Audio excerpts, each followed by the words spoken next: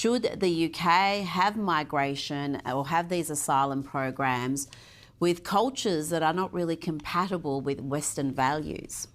Well, I like the way in which the defendant's lawyer phrased that. It almost sounds like there's sort of equal moral culpability in that he happened to come from a different society and we don't have the same norms as that society. So it's a kind of six of one, half a dozen of the other problem.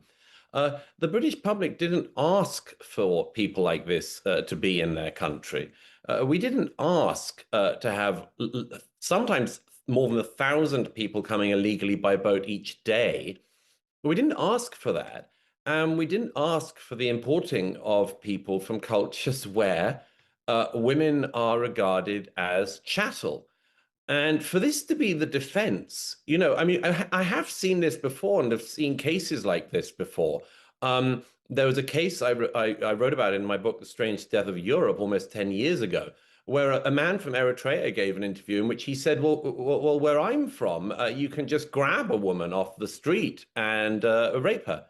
And I think the British public, like a lot of other publics, are getting kind of sick of this sort of allegation that, as it were, our culture is somehow sort of to blame for this. Well, I'm sorry, if this isn't a line in the sand, if this isn't a norm we can keep established, then actually, if you are going to come to Britain or any other Western country, legally or illegally, and preferably nobody doing it illegally, then they should at least realize that the norms of their society do not apply in our countries, and that our countries do not regard women in this 7th century light.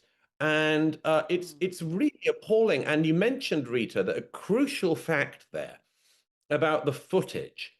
There is a strange thing, which we've talked about before, that is going on in every Western country when it comes to this, which is that the authorities are worried about the public finding out about what's happening in their own country.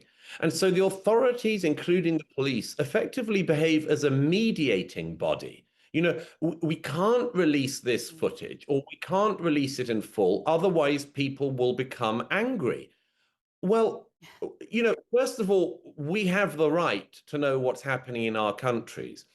We have the right to know if people are assaulting women on our streets or dragging them off and raping them like that.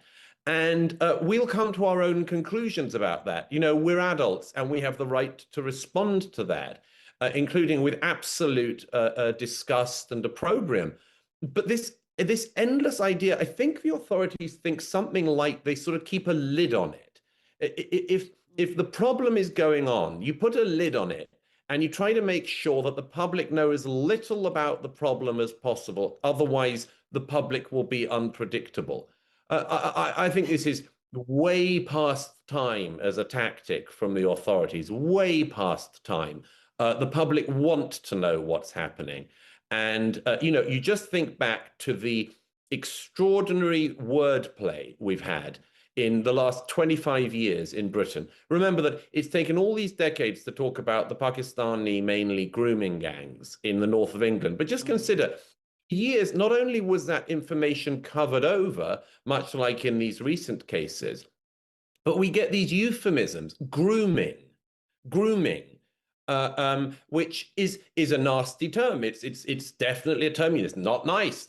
Somebody's being groomed. But that term is completely inadequate for industrial scale raping of young women in your society, the torturing of young women in some of these cases, the physical, sexual, not to mention psychological torturing of these young women. And again, in every way, whether it's literally trying to suppress footage or trying to minimize the acts by playing around with the English language, all of this is way past time. The public deserve to know what's happening in their country, and they do not deserve to have authorities acting as some kind of mediating body between the public and the facts. Douglas, you're right. That preoccupation with social cohesion is a problem right here in this country. I think authorities think it's preferable to keep people in the dark as long as social cohesion is not threatened. These are cases so severe and appalling that in any normal season, there would be a hunt for the people who held secondary responsibility for the crime. That is, the people who allowed these people into the country. If you have a rapist coming into your country, there should be heads rolling, metaphorically, in departments in Whitehall. There should be immigration officers, border force officers, and others, government ministers, people in the Home Office and elsewhere, held responsible for this. We have inquiries into everything in the UK. When the Home Office a few years ago, when Theresa May was in power, there was this huge scandal because some people who had come on the famous Windrush a generation ago had an accident in their immigration status that suggested that some of them, many decades after having got into the UK, should actually leave and didn't have permanent means to remain. Now, that was a huge scandal. And the Labour Party wanted to bring down the Conservative government over it. The Labour activists and so on still go on about it. Why on earth, when people are coming into the country and committing violent rapes and violent crimes, is no one ever held responsible? No border official, no local council official, no immigration official, no Home Office official, no Home Office minister. In what other situation, if this happened once in a normal political season, a minister would have to resign because they've let a rapist into the country.